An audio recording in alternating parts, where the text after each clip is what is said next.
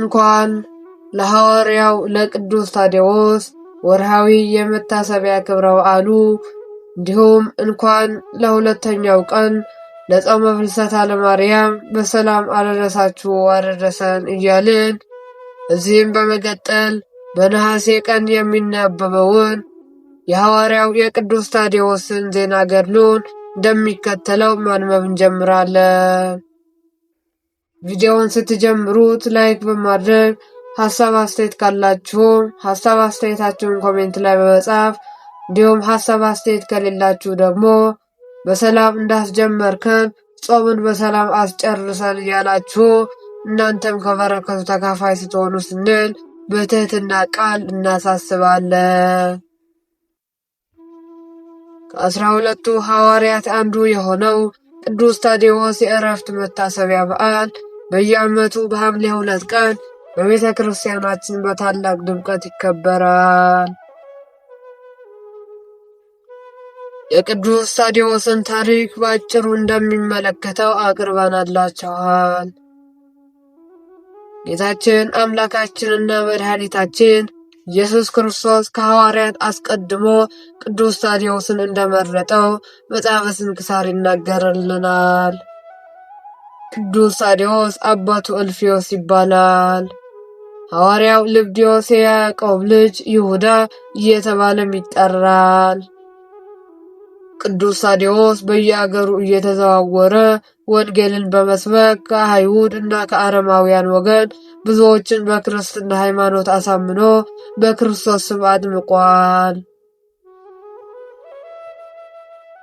አንድ ቀን ወደ ሀገረ ስብከቱ ወደ ሶርያ ለስብከተ ወንጌል አገልግሎት ሲሄድ ጌታችን አምላካችንና መድኃኒታችን ኢየሱስ ክርስቶስ በጎልማሳ አምሳል ተገልጦ ወዳጄ ታዴዎስ ሆይ እኔ ከአንተ ጋር ነኝና አትፍራ በማለት ሰላምታን ሰጥቶት ወደ ሰማይ በክብር አረገ። ቅዱስ ጴጥሮስም የሐዋርያት አለቃ ነውና እንደ አባትነቱ ወደ ሶርያ ለማድረስ ከቅዱስ ታዴዎስ ጋር ሄደ። ከከተማዋ አጠገብ ሲደርሱም አንድ ሽማግሌ በሬዎችን ጠምደው ሲያርሱ አገኙ። ቅዱስ ጴጥሮስም ሽማግሌውን ምግብ በለመናቸው ጊዜ በሬዎችን ጠብቁልኝ አላቸውና ምግብ ሊያመጣላቸው ወደ ቤታቸው ሄዱ። ሽማግሌውም እስኪመለሱ ድረስም ቅዱስ ጴጥሮስ በሬዎችን ጠምዶ 30 ትልም አረሰ። ቅዱስ ታዴዎስም በዚያ የነበረውን የስንዴ ዘር መዝራት ጀመረ። የተዘራው ዘርም ወዲያውን በቅሎ አድጎ እሸት ሆነ። ሽማግሌው ምግብ ይዘው ከቤታቸው ሲመለሱ ቅዱሳን ሐዋርያት ያደረጉትን ተአምር አይተው እጅግ ደነገጡ። ከእግራቸው ስር ወድቀውም ለሐዋርያት ሰገዱላቸው። በኋላም እንዲህ አሉ፣ እናንተ ከሰማይ የወረዳችሁ አማልክት ናችሁን? አሏቸው። እነርሱም እኛ የእግዚአብሔር ባሮች እንጂ አማልክት አይደለንም ብለው መሰከሩለት። ሽማግሌውም እንዲህ አለ፣ ስላደረገላችሁኝ በጎ ሥራ በምትሄድበት ቦታ ሁሉ ልከተላችሁን? ባላቸው ጊዜ ሐዋርያት ይህንን ልታደርግ አይገባ፣ ነገር ግን ባሮችን ለጌታቸው መልስና በቤት የምንበላውን ታዘጋጅልን ዘንድ ለባለቤት ንገራት፣ እኛ ወደዚህች ከተማ ገብተን እግዚአብሔር እስከሚጠራን ጊዜ ድረስ እንቆያለንና ብለው መለሱላቸው። ሽማግሌውም የስንዴውን እሸት ይዘው በሬዎችን እየነዱ ወደ ከተማ ሲሄዱ ወቅቱ የእርሻ እንጂ የእሸት ጊዜ አልነበረምና እሸት ይዘው በመመልከታቸው የከተማ ሰዎች ተገረሙ። ሽማግሌውንም እንዲህ አሉት፣ ይህንን እሸት ከወዴት አገኘኸው? ብለው ጠየቋቸው። እርሳቸው ግን ምላሽ አልሰጣቸውም ነበር። ሽማግሌው ሐዋርያት እንዳዘዟቸው በሬዎቹን ለጌታቸው መልሰው በቤታቸው አሰናድተው እራት እንዳትዘጋጅላቸው ለሚስታቸው ነገሩ። ወሬውን የከተማ መኳንንት በሰሙ ጊዜም በክፉ አሟሟት እንዳትሞት እሸቱን ከወዴት እንዳገኘኸው ንገረን ብለው በሽማግሌው መልእክተኞችን ላኩባቸው። ሽማግሌውም ሕይወት ከእኔ ጋር ሳለ ሞትን አልፈራም አሉ። ከዚያም ሐዋርያት ያደረጉትን ሁሉ ነገሯቸው። መኳንንትም ሐዋርያቱን አምጧቸው አላቸው። ሽማግሌውም ወደ እርሳቸው ቤት ሲመጡ ማግኘት እንደሚችሉ ነገሯቸው። ሰይጣን የልቡናቸውን አሳብ ወደ ክፋት ለውጠውታልና ከመኳንንቱ ከፊሎቹ ቅዱሳን ሐዋርያትን ለመግደል የተነሳሱ፣ ከፊሎቹ ግን አምላካቸው ኢየሱስ የሚለሹትን ሁሉ እንደሚያደርግላቸው ሰምተናልና ልንገድላቸው አንችልም። ነገር ግን አመንዝራ ሴት ወስደን በከተማው በር ርቃንና እናስቀምጠዋታለን። እርሷን ሲያዩ ወደ ከተማችን አይገቡ አሉ። ይህን ማለታቸውም ቅዱሳን ሐዋርያት ንጹሐን እንደመሆናቸው በዓይናቸው የሴት ልጅን እርቃን እንደማይመለከቱ መመስከራቸው ነበር። መኳንንቱ እንደተነገሩት ሴትየዋን በከተማው እርቃኗን አስቀመጧት። ሐዋርያው ታዴዎስ ባያት ጊዜ ጌታዬ ኢየሱስ ክርስቶስ ሆይ ወደ ከተማው ገብተን በከበረ ስምህ እስክንሰብክ ድረስ ይህችን ሴት በአየር ላይ ይሰቅላት ዘንድ የመላእክት አለቃ ቅዱስ ሚካኤልን ላክልን ብሎ ጸለየ። ጌታችንም ጸሎትን ተቀበለውና ሴትየዋ አየር ላይ ተሰቀለች። በዚህም ጊዜ የከተማው ሰዎችና መኳንንቱ ሁሉ እያዩዋት አቤቱ ፍረድልኝ እያለች ትጮህ ነበር። መኳንንቱ ግን ሰይጣን ልቦናቸውን አጽንተዋልና የሐዋርያትን ትምህርት አልተቀበሉም። ቅዱስ ጴጥሮስና ቅዱስ ታዴዎስ ወደ እግዚአብሔር በጸለዩ ጊዜም ሊቀ መላእክት ቅዱስ ሚካኤልን ልኮ የሰዎችን ልቡና የማረኩ መናፍስትን ርኩሳንን አባረረላቸው። ሰዎቹም የሐዋርያትን ትምህርት ተቀብለው በጌታችን በመድኃኒታችን በኢየሱስ ክርስቶስ አመኑ። ሐዋርያው ታዴዎስም በአብ በወልድ በመንፈስ ቅዱስ ስም ካጠመቋቸው በኋላ ኤጲስቆጶሳትን ቀሳውስትንና ዲያቆናትን ሾመላቸው። በአየር ላይ የተሰቀለችውን ሴትም አውርዶ ዲያቆናዩት አድርጎ ሾማት። በዚያች ከተማ በሐዋርያት እጅ ብዙ ድንቆችና ተአምራትን ተደረጉ። ዕውሮች አዩ፣ አንካሶችም ቆመው ሄዱ፣ ዲዳዎችም ተናገሩ፣ ደንቆሮችም ሰሙ፣ ለምጻሞችም ነጹ፣ አጋንንትም ካደሩባቸው ሰዎች እየወጡ ተሰደዱ፣ ሙታንም ተነሱ። የከተማው ሰዎችም ይህንን ተአምር አይተው በቅዱሳን ሐዋርያት አምላክ በእግዚአብሔር አመኑ።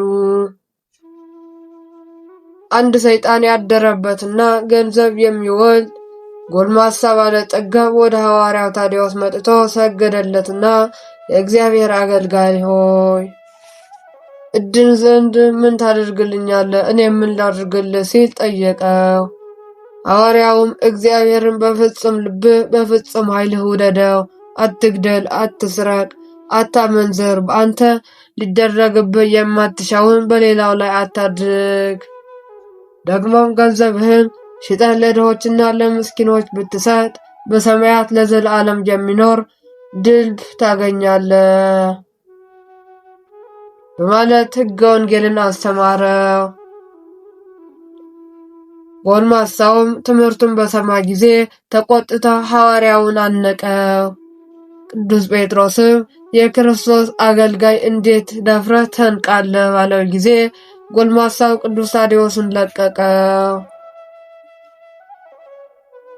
የእግዚአብሔር ኃይል ባይረዳው ኖሮ ሐዋርያው ከመታነቁ ጽናት የተነሳ ዓይኖቹ ሊወጡ ነበር። ያን ጊዜም ቅዱስ ታዴዎስ ጌታችን ሀብታም መንግሥተ ሰማያት ከሚገባ ይልቅ ግመል በመርፌ ቀዳዳ ቢያልፍ ይቀላል ሲል በእውነት የተናገረው እንዳንተ ላለው ሀብታም ነው አለው። ጎልማሳውም ይህ ሊሆን አይችልም ባለ ጊዜ ሐዋርያው ታዴዎስ በመንገድ ሲያልፍ ያገኘውን ባለ ግመል አስቁሞ መርፌ ገዝቶ ሊያሳልፈው ወደደ። መርፌ ሻጩ ሐዋርያውን ለመርዳት ፈልጎ ቀዳዳው ሰፊ የሆነ መርፌ ያመጣለት። ቅዱስ ታዴዎስም እግዚአብሔር ዋጋህን ይክፈልህ፣ ነገር ግን በዚህች አገር የእግዚአብሔር ክብር ይገለጽ ዘንድ ቀዳዳው ጠባብ የሆነ መርፌ ያምጣልን አለው። ቀዳዳው ጠባብ የሆነውን መርፌ ቅዱስ ታዴዎስ ተቀብሎ ኃይልህን ግለጥ ብሎ ወደ እግዚአብሔር ጸለየ።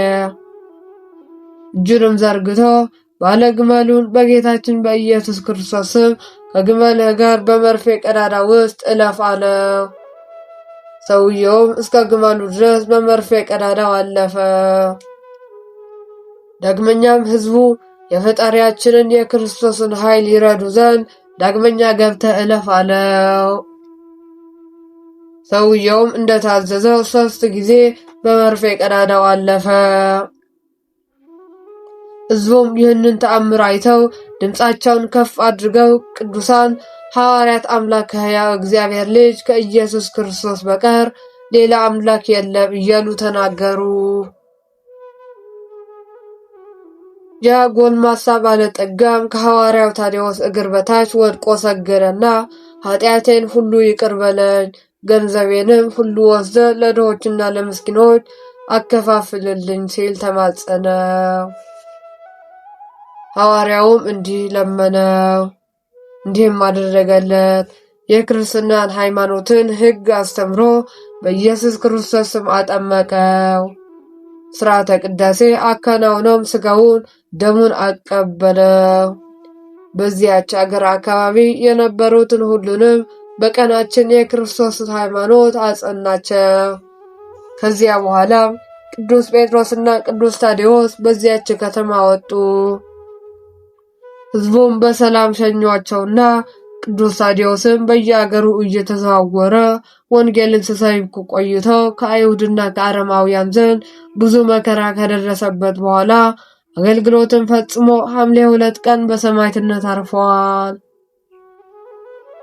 በንጉሥ ቆስጠንጢኖስ ዘመንም ሐምሌ 29 ቀን የከበረ አጽሙ ከሶርያ ፈልሶ በቆስጥንጥንያ ከተማ በስሙ በታነጸች ቤተ ክርስቲያን ውስጥ በክብር እንዲቀመጥ ተደርጓል። ከአጽሙም ብዙ ድንቆችንና ተአምራትን ተገልጠዋል። ሁላችንንም የሐዋርያው ጸሎት አማላጅነት ይጠብቀን፣ በረከቱም ለዘላለሙ በእኛ ላይ ጸንታ ትኑር አሜን። ውድ የክርስቶስ ቤተሰቦች፣ ከዚህም በመቀጠል በሁለተኛው ጾመ ፍልሰታ እንዲሁም በነሐሴ 2 ቀን የሚነበበውን ስንክሳር እንደሚከተለው እናሰማችኋለን። ቻናላችንን እስካሁን ሰብስክራይብ ያላደረጋችሁ ሰብስክራይብ በማድረግ በየጊዜው እንደዚህ አይነት አገልግሎት እንዲደርሳችሁ ስንል እንማጸናችኋለን። እንኳን ለቅዱሳት እናቶቻችን አትናስያ እና ኢዮጵራቅስያ ዓመታዊ የዕረፍት በዓል በሰላምና በጤና አደረሳችሁ። እናቶቻችን አትናስያ የዚህች ቅድስት ሕይወት በብዛት የእግዚአብሔርን ቸርነትና የንስሐ ፍጹምነት የሚያሳይ ነው። ጥንተ ነገሩ እንደምነው ቢሉ ቅድስት አትናስያ ግብፃዊ ሳትሆን የነበረችውም መኑፍ በሚባል አውራጃ በ4ኛው መቶ ክፍለ ዘመን ነው። ይህ ዘመን ዘመነ ከዋክብት ይባል ነበር። ከቁጥር የበዙም ቅዱሳንም በዘመኑ ነበሩና ቅድስት አትናስያም ክርስቲያን ወላጆች ተወልዳ እንደሚገባ አድጋ ገና በወጣትነቷ ሁለቱም ወላጆቿ ሞቱባት። ነገር ግን ብዙ ሀብት ትቷልና ምን እንደምታደርገው ሐሳብ ሆኗት። መንፈስ ቅዱስ ግን መልካሙን ሕሊና አደላትና አብርሃማዊ ስራን ለመስራት ቆረጠች። መጀመሪያ አገልጋዮችን አዘጋጀችና እንደየወገኑ ለእንግዶችና ለነዳያን ቤትን ሰራች። በጎውን ዕድል መርጣለችና ለብዙ ዓመታት ለነዳያን በማድላት እንግዶችን በመቀበል ተጠመደች። በዚህም ስራዋም እግዚአብሔርንም ሰውንም ደስ አሰኘች። ግብሯ እንዲህ ነው። በሌሊት ጸሎት፣ መዓልትን ግን እንግዶችን መቀበል፣ እግር ማጠብ፣ ማስተናገድ፣ ማስተኛት፣ ስንቅ አሰንቆ መዝለል ነበር። በዚህ ግብሯ ከምንም በላይ የወቅቱን ጻድቃን አስደስታለች። በዚያም ልክ ግን ዲያብሎስ ተቆጥቶ ይከተላት ጀመር። በብዙ ጎዳና አልስካልህ ቢለውም በክፉ ጎረቤቶቿ አማካኝነት ግን ተሳካለት። የአካባቢዋ ሰዎች ወደ እርሷ ተሰብስበው በብዙ ማታለል ከቅድስና ሕይወቷ ፈቀቅ እንድትል አደረጓት። እነርሱ መልካም ስራዋን ያስተዋት በመልክ ቆንጆ ነበረችና ይህንን ተጠቅመው ነው ውበትና ሀብትሽን አታባክኝ ብለው ከጎዳና አስወጧት። መጽሐፍ ክፉ ባልንጀርነት የሚያውቀውም ለዛ ነው። መልካም ክርስቲያን ማለት ባልንጀራውን የሚመርጥ ነው። የሚገርመው ያን ያህል እንግዳ ተቀበልበትና ያላለቀ ገንዘብ አሁን ግን ተመናመነ። ክፉዎቹ ምክራቸውን ቀጠሉ። አካሏን እንድሸጥ አሳምነው ሴተኛ አዳሪ አደረጓትና በአንዴ ከዚያ የቅድስና ከፍታ ወርዳ አካሏን ለዝሙት የምትሸጥ ሆነች። ያቺ ብላቴና ሰይጣንን ከነሰራዊቱ አሳፍራዋለችና ታገላት። በዱላና በመጥረቢያ ሳይቀር ይመታት ነበር። እጅግ ብዙ ድውያን ከመፈወስ ደርሳ ድንቅ ተአምራትን ሰርታለች። በዚህች ቀንም አርፋ ለክብረ መንግስቱ በቃች። ድንግል ኢጶቅራጤዎስ ለገዳሙ ሞገስ ነበረችና በእረፍቷ ታላቅ ሐዘን ተደረገ። ወስብሐት ለእግዚአብሔር ወለወላዲቱ ድንግል ወለመስቀሉ ክቡር። ይቆየን። እኛንም ከበረከቱ ተካፋይ ፈጣሪያችን ያድርገን። አሜን።